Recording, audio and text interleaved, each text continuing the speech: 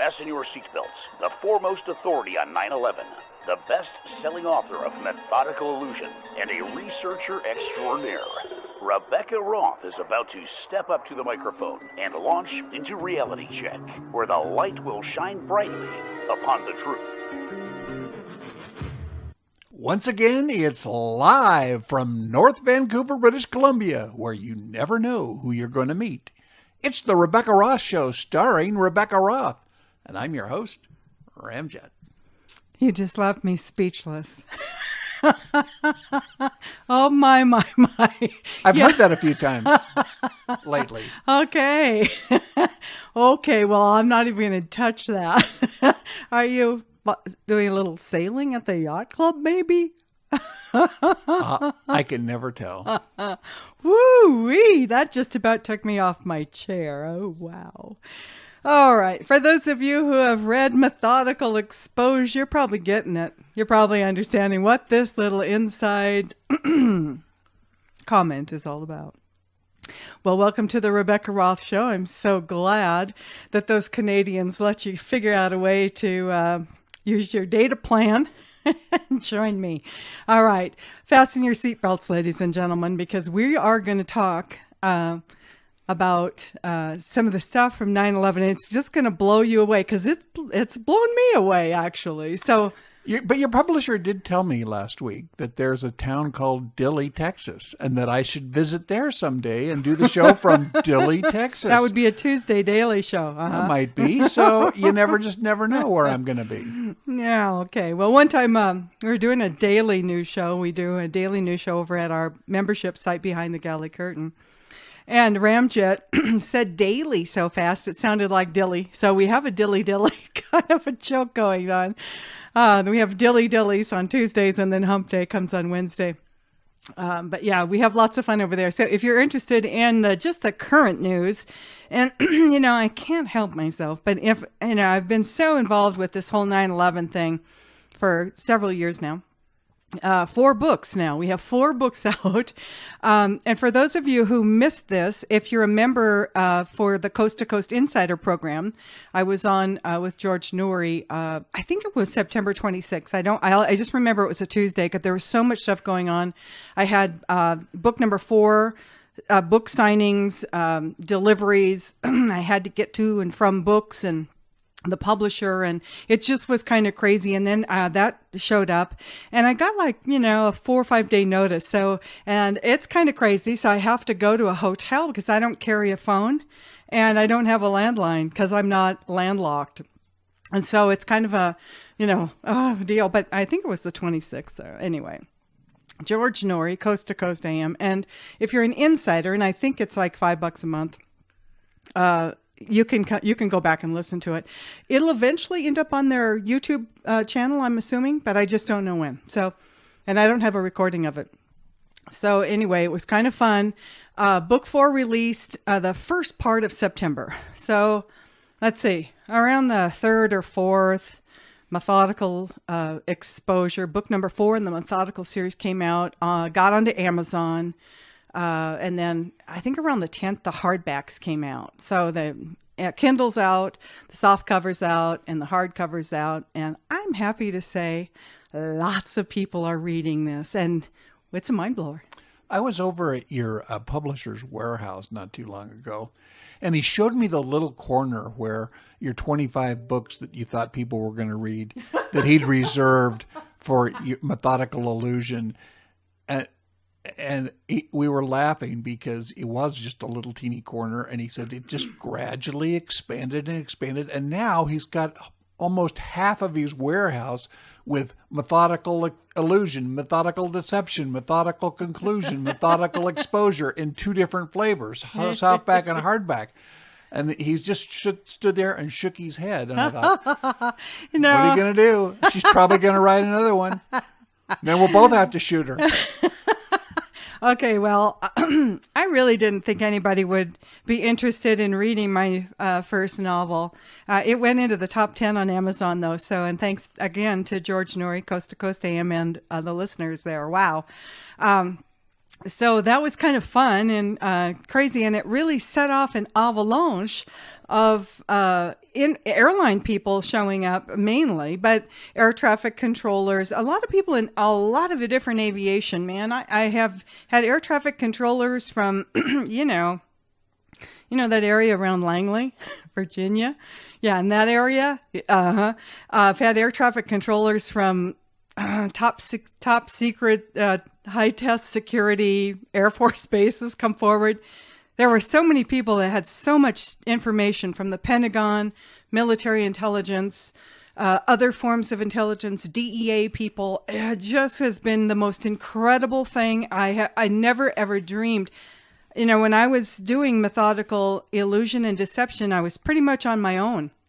And I was finding the information and then using my experience in the airline to just kind of bounce things off of.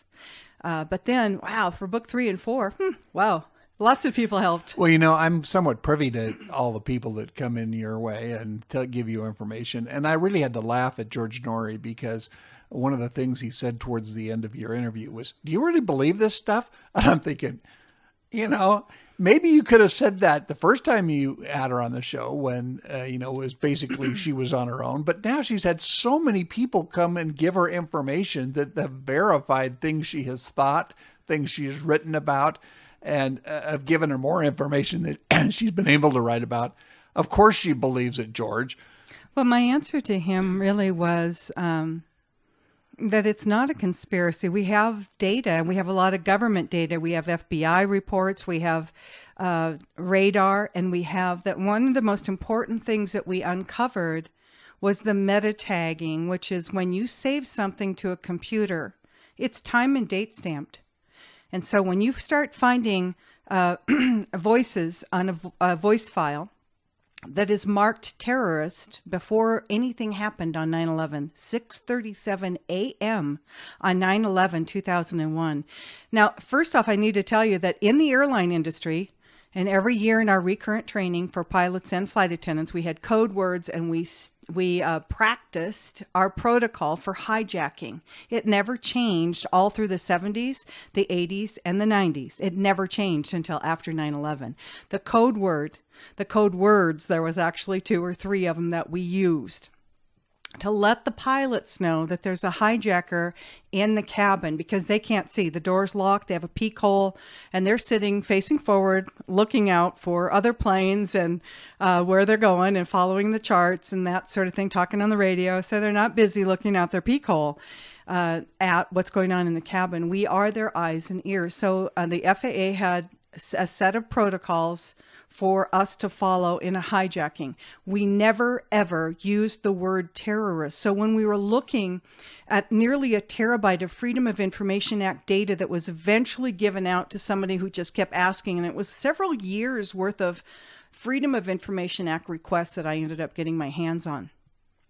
So when I was joined by pilots, other flight attendants, military intelligence guys, military air traffic controllers, civilian air traffic controllers that work at major centers around the country, and different people that we started sharing the files. And then it dawned on us that, hey, wait a minute, take a look at these files and what time they were uploaded to the FAA headquarters in Washington, D.C.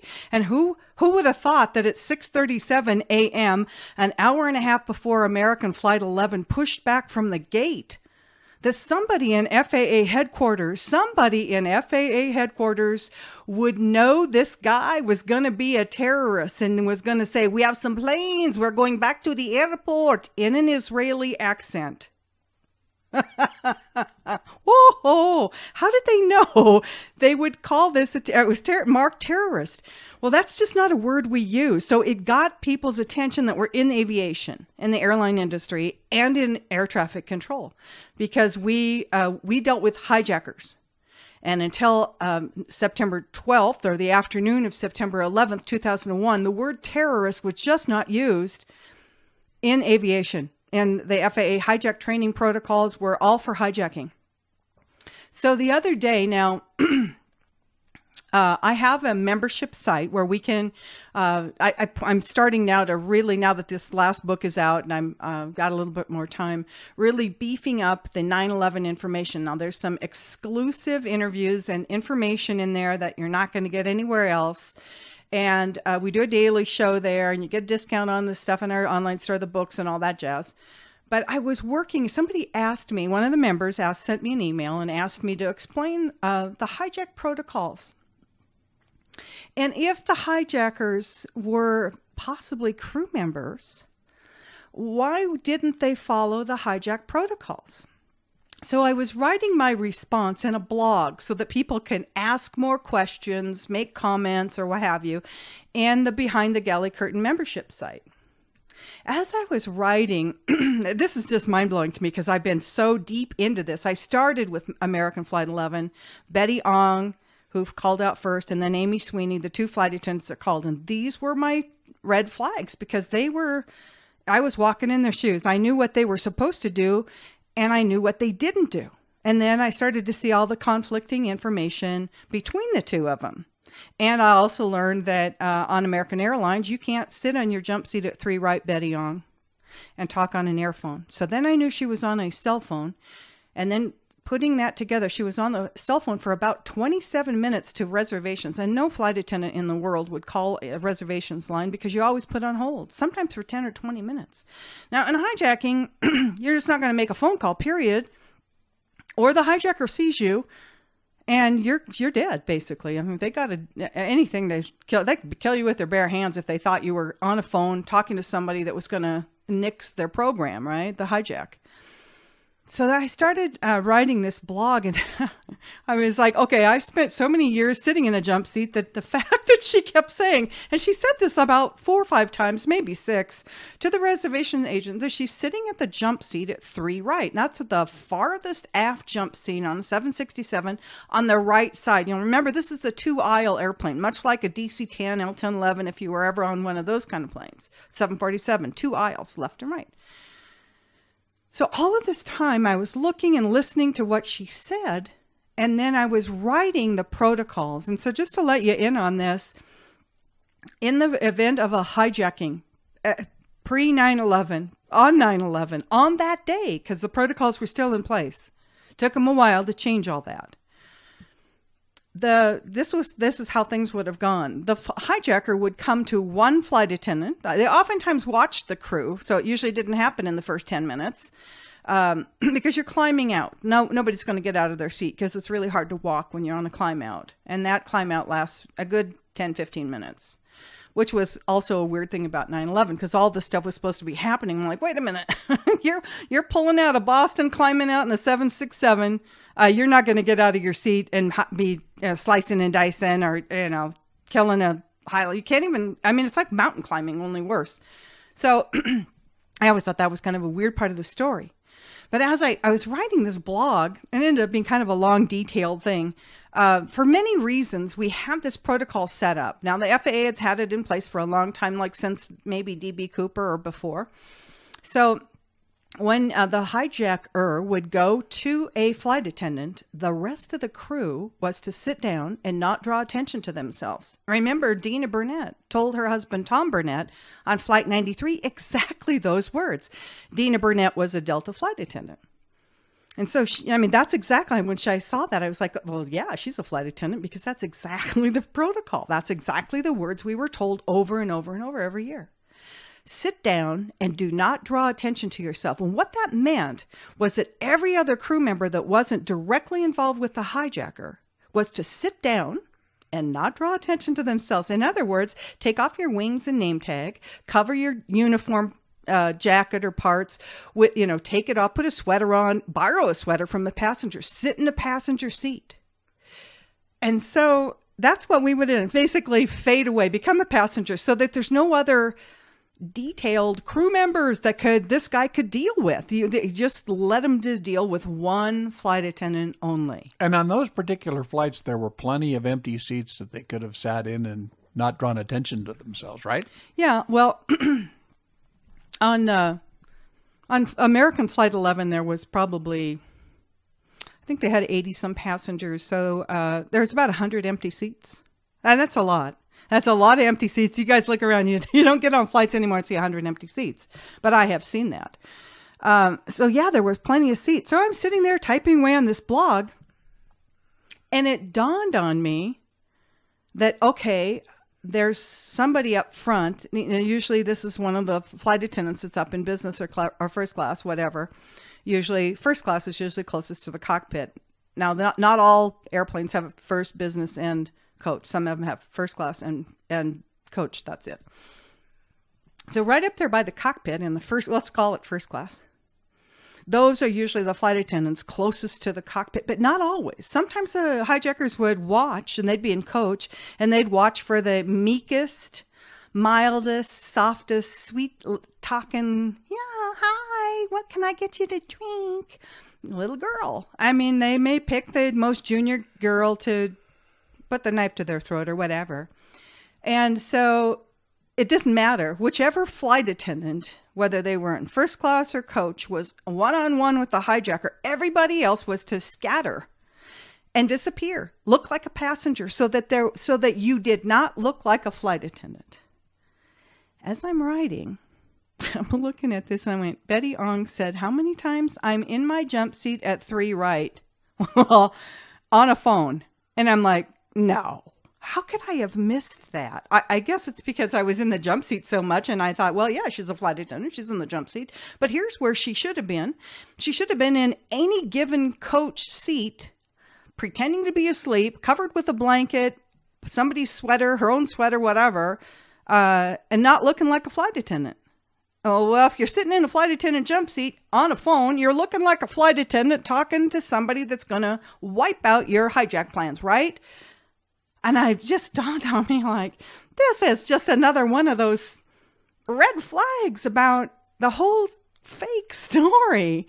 I was like, oh my God, she's sitting in a jump seat. Now, of course, Amy Sweeney, the other gal that called out, the other flight attendant, she said that she was sitting in the second to the last row in coach.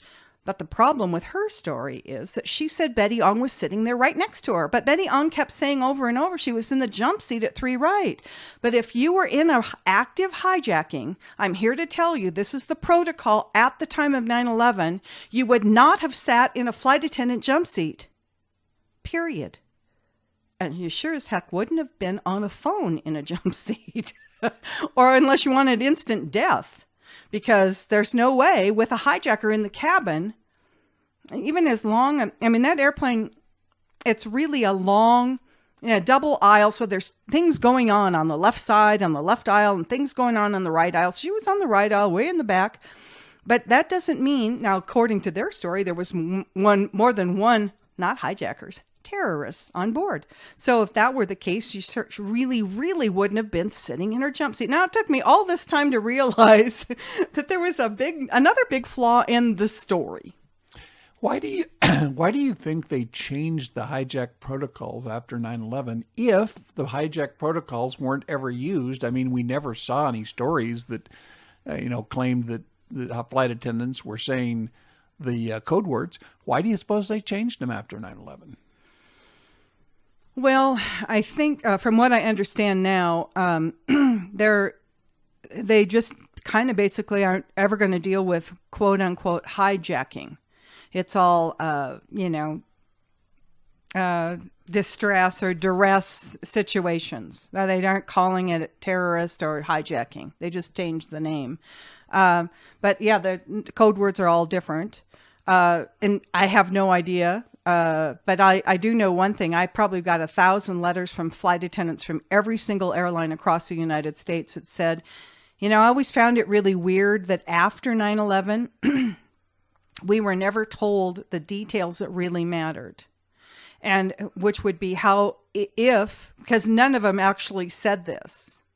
None of the flight attendants that called out, none of them actually said there was a hijacker inside the cockpit.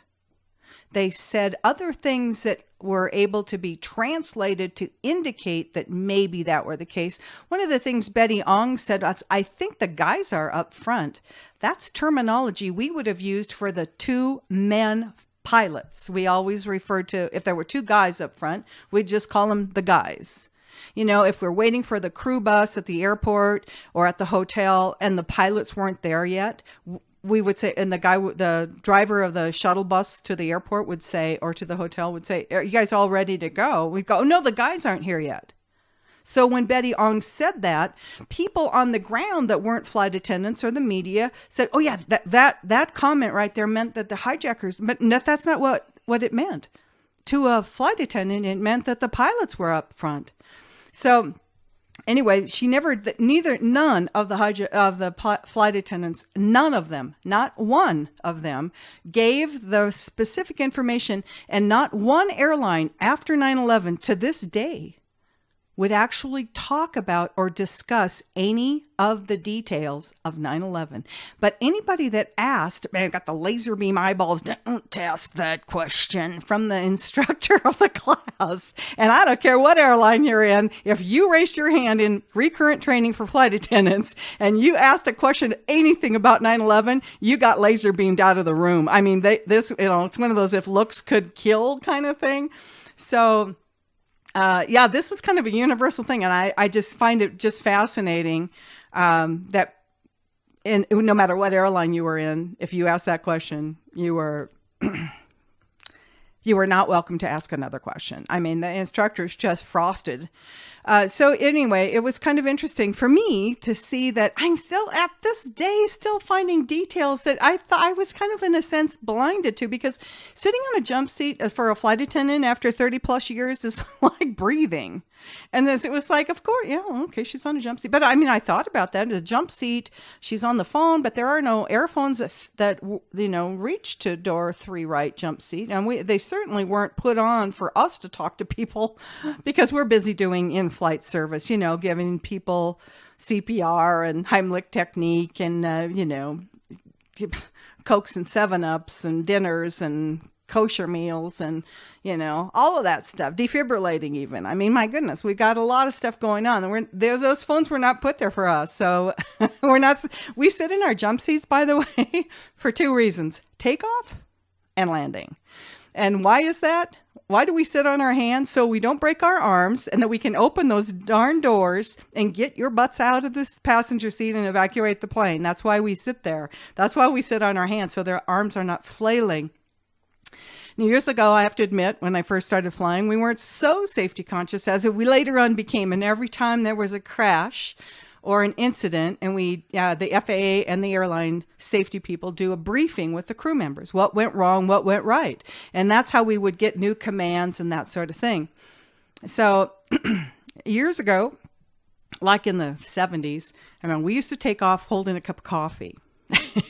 All those early morning flights, sitting in on the 727 and bouncing down the runway and just letting your arm go up and down so you don't spill your coffee. But that all changed when something happened and some flight attendant broke her arms and couldn't help anybody get off the plane. So that kind of stuff all changed eventually, and as the safety standards kind of got better and better over the decades. So anyway, that's why we sit on our hands. If you see flight attendants, if you're sitting near a flight attendant on an airplane and she's sitting on her hands, it's not because she's nervous. It's an FAA directive to keep our arms from flailing around, because you got to open those doors, and sometimes you have to pull a chute open manually, or sometimes you're over water. You've got that chute becomes a raft. You've got to be able to get the knife and cut the lanyard if the plane's starting to sink. There's all kinds of stuff. You need both arms for this. So that's why we've, kind of come around to that. So anyway, I was amazed as I was writing this blog. And so I just thought I'd share that with you, because as deep as I've gone into 9/11, as much stuff as I've found, and as much stuff has been brought to me by other people, it just blew my mind that why didn't I see that before? Betty Ong should never have sat in a jump seat. She should have found and there was 100 empty seats, so she should have sat in a passenger seat. So what was that all about? Anyway, so the question was, if the crew members were involved in a faked hijacking, then why didn't they follow protocol? Well, here's why. The protocols were set up and they were very effective to end successfully a hijack attempt, which is getting the plane on the ground and getting all the passengers safely off and crew safely off the plane. But if you were the CIA and you wanted to completely fake the hijacking, because you've already landed the plane at Westover, for example, for Betty Ong, she said, one other thing she said was, well, I don't know, but we might be being hijacked. Well, why are you sitting in your jump seat? What about that pepper spray or mace you just said? Who has that? If you are so confused after somebody sprayed pepper spray or mace and you can't get up there because you can't breathe up there, I'm like, wait a minute. Why are you sitting in your jump seat not doing your flight attendant duties? And then you say you don't know if you're being hijacked or not? Well, that's because the plane was on the ground. So all of these details that would normally happen. But so when you look at success, the success for the CIA and for the faked hijacking to get the planes landed and to allow enough time for them to get on that 757 to fly out of the country, which is what they did. Enough time for all of that to go. They didn't follow protocol, nor did the air traffic controllers. They waited for almost a half an hour after they lost contact. About 20 minutes before they even started to think about calling the military in. Like, we have no radio contact with Flight 11. That's interesting. Well, let's just keep on going. I'm going out for coffee. It's like, wait a minute. I mean, this should have happened instantaneously, within 6 minutes or less, because Otis Air Force Base was scrambled and it's right there. Well, probably 3 minutes, and that airplane would have had 2 F-15s on its wingtips, and they would have landed the plane. But that's not what they wanted. Success for the CIA was a complete Operation Northwoods version 2.0, a faked hijacking to start the wars. And so that's kind of what happened. So when you're looking at success in a real hijacking would have been scrambling the planes, the air traffic controllers doing their job correctly. And none of those people lost their jobs. That's always amazed me. In the Pentagon, in the NORAD, and the air traffic control system in Boston and New York, none of them that didn't do their job correctly, none of them lost their job. But almost every one of them got promoted. Yeah, they didn't even get reprimanded. No, there was absolutely nothing. And so I always found that really fascinating, because it then led me to look a little closer at the involvement. Because listen, if you fail the passengers on those planes and the people in those towers as badly as we were led to believe happened, now, even though that's not what happened, we were led to believe that. So if you really in real life failed to do your job that badly, then you would expect to lose your job or be reprimanded, right? But most of those people got a promotion. And that always kind of bothered me. And it always made me think, okay, well, so some of these people did know. They did know what was going on. Yes, indeed, they did. But, when you're threatened with the life of your children or your parents or, your everything, I mean, the government has the power really to, kill your pets, kill your kids, whatever, and silence you. And so I think that's when now we'll begin to see, like I'm experiencing personally, people that knew things. Maybe they weren't too deeply involved, but they saw things that weren't right by the government, by our military, by air traffic controllers, etc. It's just like finding the meta tags so that we saw radar for these planes, supposedly, that were completely faked and uploaded before the crash, before takeoff. I mean, it's right there in the FOIA data that they're meta tagging when they were uploaded to the FAA headquarters. Now, consider this, that some of the tapes out of the Boston Center, Air Traffic Control Center from Nashua, New Hampshire, we have those in the timeline and the chronologies, also in the FOIA data, that the broken protocol again. Normally, in normal circumstances, the FAA would take those tapes, and then the National Transportation Safety Board, the NTSB, would also get a copy, and together those two, FAA, the Federal Aviation, and the National Transportation Safety Board, would look at what happened, at when the plane took off, and when those voice files happened, what that guy said, what kind of accent he spoke in, all of that stuff. But on 9/11, and it's right there in text, that you can't deny it, the FBI came around and confiscated all the air traffic controllers' tapes from New York that weren't destroyed, from New York Center, from Boston Center, which Boston Air Traffic Control Center is in Nashua, New Hampshire, not, just kind of north and west of Boston.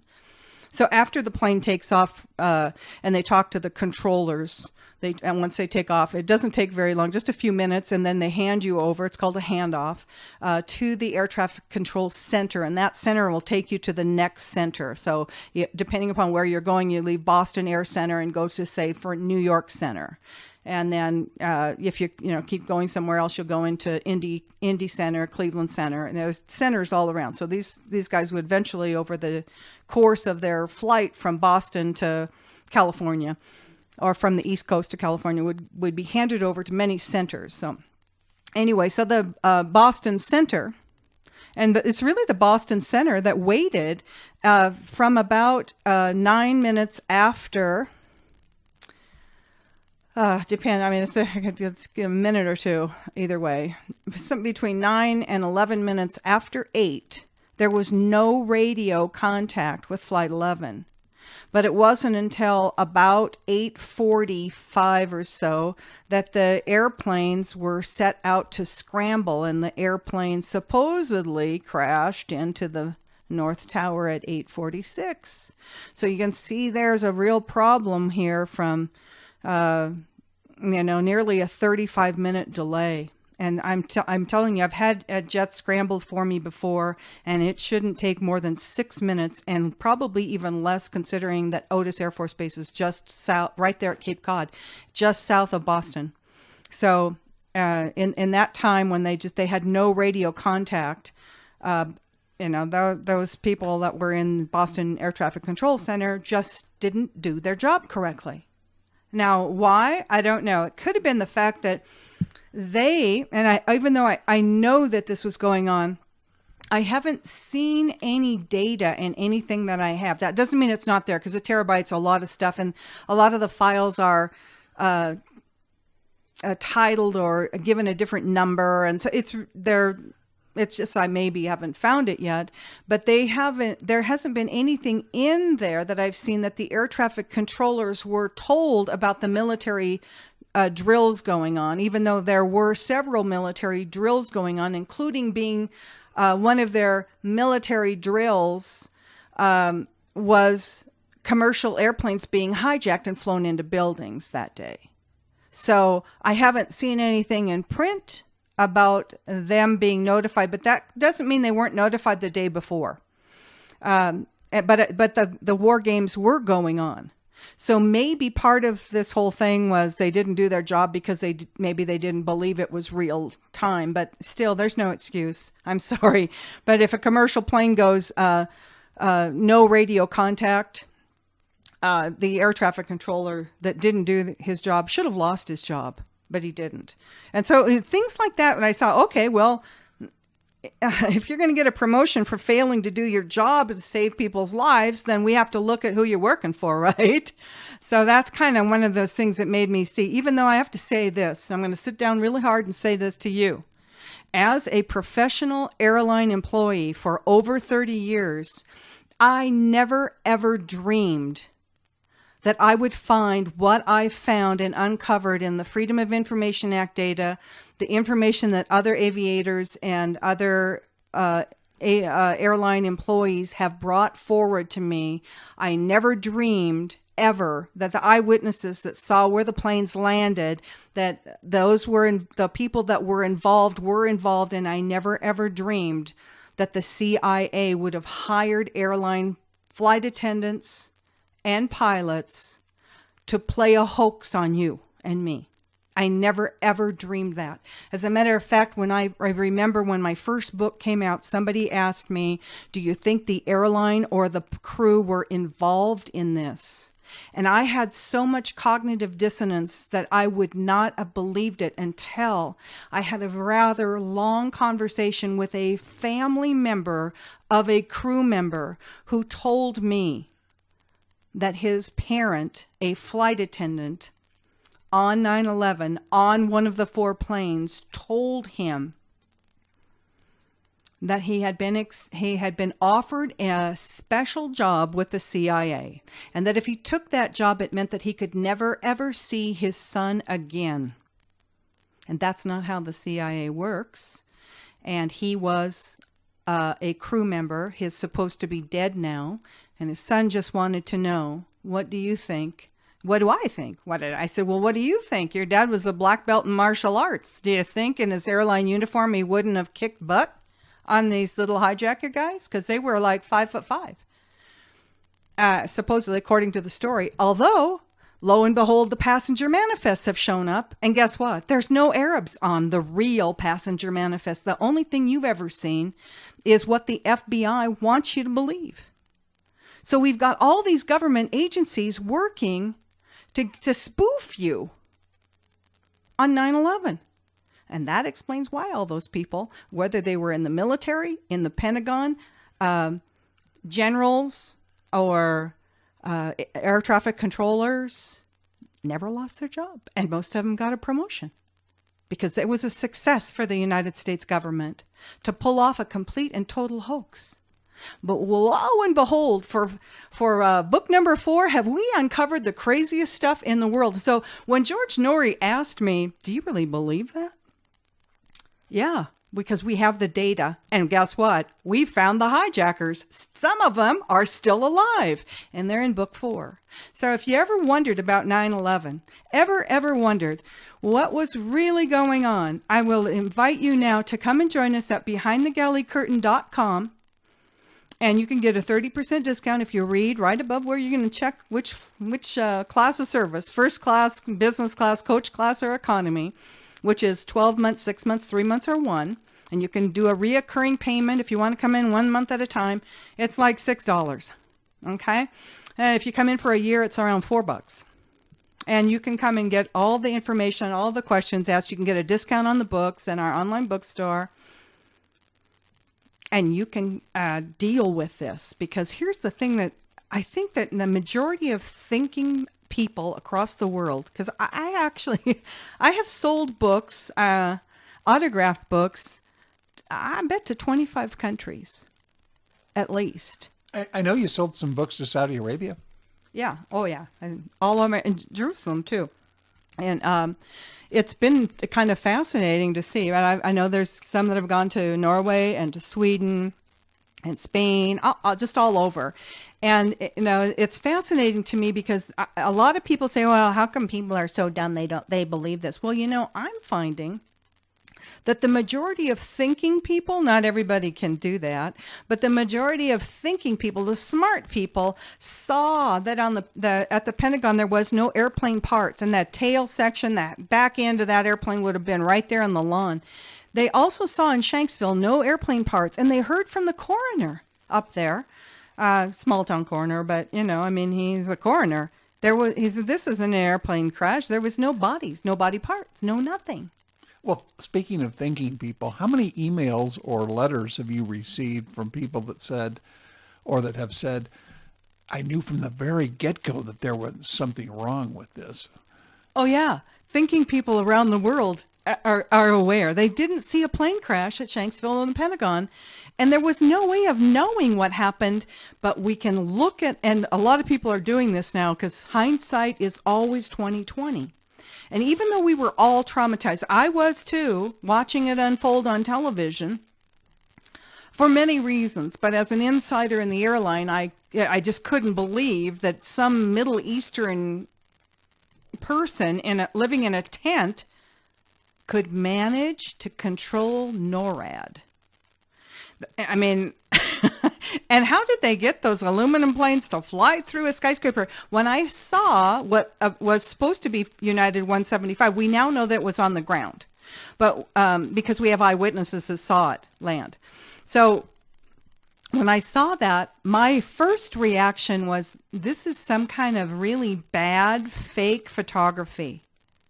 Because an airplane wouldn't go through, and it just kind of poofs like a little puffball as it goes through the building. I'm like, no, that's not the way it happened. It would have exploded on the outside and fallen down to all the people on the ground, on the street around New York. And everybody in the airline industry knows that because we study crashes every year in our recurrent training. But that was my initial thought, because it left me that day very confused. How did they get the airplane to go through a building? Because that's not what happens when planes hit things. Well, in Shanksville, too. How about the fact that 2 airplanes supposedly hit the World Trade Tower and all 7 buildings in the World Trade Center were destroyed? How'd that happen? How many people have asked you that question? Well, yeah, and what's amazing is in the 9/11 Commission hearings, they never even mentioned the Solomon Building, Building 7. But what's really crazy is Ehud Barak, Israeli, was in the BBC studios that morning, and one of their BBC reporters, I think her name was Jane Stanley, but I'm not positive on her name. She was standing somewhere with the Solomon Building standing behind her, telling the BBC audience, that the Solomon Building had fallen down and collapsed. That was Building 7. But it hadn't, and it was standing right behind her still, and there's pictures of that all over the internet. It didn't fall down until 5:20 that afternoon, having not been hit by any airplane. But how did Ehud Barak know it was going to come down just like a controlled demolition? How did he know that? He probably knew from the same source that told him that it was Osama bin Laden that caused the problem. Exactly, because at the same time he told us that the Solomon Building had already fallen when it hadn't, is that he was also saying that this was now the war on terror and this was Osama bin Laden behind this. How did he know that? He'd been in New York the night before that. Wow. I mean, it's such an amazing story, the whole 9/11 thing.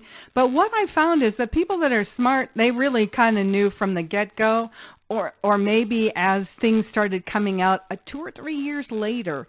And a lot of it coincided with Dr. Stephen Jones from BYU. He's a physicist who found nanothermite explosive in the dust, along with thermite. And now you can see, if you look at pictures of the rubble pile, you can see the 45-degree thermite cuts for the columns, the core columns. They're right there behind the firefighters. They're sitting right there in the pile.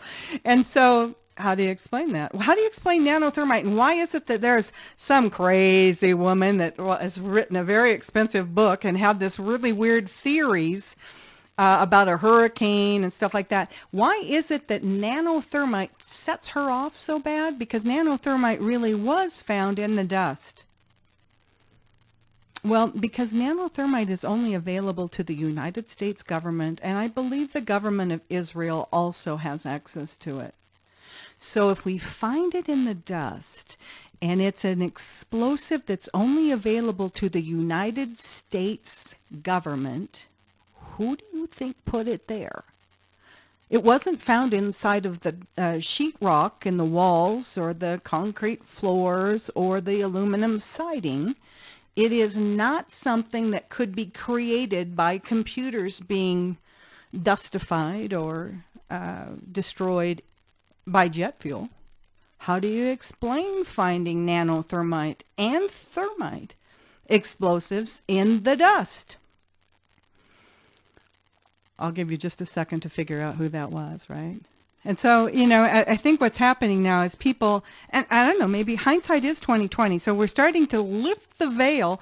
And one of the things I think that's really helped people understand what in the world is going on is that we're actually watching the same people, the CIA, the Israeli Mossad, the MI6, they were all involved in 9/11, by the way, and the FBI, all involved in a coup against the sitting government of the United States, President Donald Trump. And as this gets more and more exposed, which it will as soon as they declassify the FISA warrants as they were spying on the Trump administration, even after the election, these are the same people that planned and perpetrated the hoax of 9/11. If you don't believe that, and I think this is one thing that got George Noory, you just need to Google search or DuckDuckGo search, or whatever search engine you like on your computer, Operation Northwoods, and you will see that everything that transpired on 9/11 and for the 17 years of war after 9/11 was originally planned in the early 1960s to use against Cuba. They were going to do the same thing, including assassinations, terrorist attacks inside the United States of America by our covert CIA and military special forces. Same people that were involved in 9/11. And so they were going to set up a fake hijacking of a commercial plane. Yeah, hello, 9/11, right there. And John F. Kennedy saw this. And by the way, just like 9/11, Operation Northwoods was planned by the chairman of the Joint Chiefs of Staff. You'll find him in Book 3, Methodical Conclusion. You will. Because here, you guess where he was on 9/11 when American Flight 11 disappeared from radar? On the Speckled Trout, the 707, that was electronically equipped to run a war anywhere around the world, could make a phone call anywhere around the world, could even make an airplane disappear from radar, could even jam their radio system. Yeah, could even just handle just about all the things we saw happen on 9/11. Yep, right there. Right there. But you know what he said? He said he was way out over the Atlantic, but I have his flight plan. He didn't make it over the Atlantic. He left Andrews Air Force Base. You guys can look this up, because in Methodical Illusion, I teach you how to do this. You can look it up on Airplane Manager and a flight calculator, airplanemanager.com, flight calculator. From Andrews Air Force Base, go ahead and look and see how long it takes him to go to Westover Air Force Base, and the code for that is CEF, like in Charlie Elephant Frank. That's Westover. You see how long it takes him to get there. How close is that to 10 minutes after 8? He left about 11 minutes after 7. Yeah, I have his radar. I have his plane on radar. But what he said, General Hugh Shelton, what he said in his book, he wrote a book. I mean, this is all kind of crazy.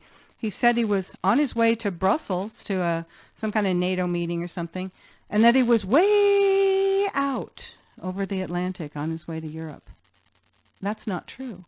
And so, I had to ask myself, why would the chairman of the Joint Chiefs of Staff lie about where he was? What do you think he was really doing, self? So then I started to look, and that's when I found his radar. I found his real flight path, and I have all that stuff. Yeah, I bet they probably would like to kill me, wouldn't they? Oh, well, it's all out there now. But, I'm getting so many emails from people when they finish reading book 4, especially if you read it on a Kindle, that it just stops. Like, I didn't know that was the last page. Oh, my God. So please write another one. It's amazing as it was when I was on the phone waiting for George Noory to do his news broadcast first part of the show. I was actually in contact with somebody that was giving me more new information. It was an airline employee. And I'm like, well, maybe this information is just going to keep coming. So I really would like to write a book 5. The series goes 1 through 4 right now, and they literally take off where the last book left you. So start with Methodical Illusion, go to Deception, Conclusion, and then Exposure, because the real truth is exposed in those 4 books. As hard as it was for me to handle personally, as an aviation person, as an airline employee for decades, as hard as that was, And I honestly can say I probably would never have believed it had I not had a conversation with an airline crew member from 9/11 who admitted to taking a job with the CIA. I wouldn't have believed it. So I have a new found perspective on reality. Yes, I do. And you will too when you finish reading these books, because it's a hard thing to face, I think, for all of us. But yet, the amazing thing is for me is how many people tell me after they've read maybe even one book, right? So a lot of times people just contact me as I've just finished book 1, I've just finished book 2, and they're, have their comments. But how many people tell me that they always questioned 9/11? And there were so many conspiracy nuts that were out there denying nanothermite or creating just crazy, goofy conspiracy theories. And a lot of those are mentioned in book 4. And then also a lot of people wanted to know about me. There's a character in there that a lot of the stuff has happened by people who have trolled me on the internet thinking I'm somebody else. And it got to a point of pure insanity. And so that a lot of that's in book 4 too. But I think you'll find it's interesting. There's a new flight attendant character that comes in. They are novels, so if you can't handle a novel, don't buy these books. Don't read them. And don't, buy them. They are novels. If you're just too manly for that, then don't go there. But don't send me an email bitching at me that I wrote novels, okay? Because I'm going to knock your socks off when I write the nonfiction book, if I ever decide to do that. I have to take a break. But right now, my mind right now is really spinning because this went so deep in book 4 in the involvement. And then I think that when you finish reading all 4 books, there'll be no doubt in your mind that there's no such thing as coincidence. And remember, Operation Northwoods was going to be successful because Operation Mockingbird, which is still in effect, which is the CIA's total control of the media, and some of the control is alternative media. So some of these, larger alternative radio, internet radio things and stuff, they're controlled opposition. They're controlled. Let me ask you a hypothetical question. In Operation Northwoods, Kennedy shut that down. Now, Kennedy was assassinated shortly thereafter, and it probably wasn't just for Operations Northwood, but I'm sure it had something to do with it. If George W. Bush had shut down 9/11, which he probably could have done because I'm sure he was aware of it, even though he didn't plan it, do you think they would have killed him? The wars in the Middle East that we've been involved in now for 17 years were planned prior to 9/11. One of the things I mentioned in the very first book is a project for New American Century. And you guys can look that up. They have a Wikipedia page. You can see who signed it. And this was a white paper written in, I believe, originally 98, 99, given to Bill Clinton. Now, keep in mind that Bill and Hillary were in the White House for 8 years before 9/11. So when all of this stuff was being planned, all of the wars, all of this stuff was being planned, the Clinton Global Initiative, the Clinton Foundation, all of this stuff was planned. Everything that was planned for the wars and Lockheed Martin and Raytheon and BAE Systems and all of this stuff, they all knew this was coming because the wars were pre-planned. And the project for New American Century, it's often referred to as PNAC, called for, get this, a new Pearl Harbor to rally the American people toward war with the Middle East. That's why it was a collection of Saudis. Well, we never went to war with Saudi, but there were supposedly 15 of the hijackers were supposed to be Saudis, although now we know that 10 of them are still alive and they never have even been to this country, still to this day. There was one, I believe one Egyptian, one from Oman, and I think one from Yemen originally was the FBI's story. There were no Iraqis and there were no Afghanis, but those were the countries we wanted to go to war with. So they had to cook up the yellow cake and all of the crazy weapons of mass destruction. We all know now, because hindsight is 2020, and the truth always does prevail. It will always prevail.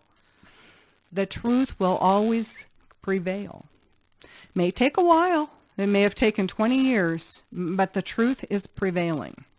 And people are waking up to it.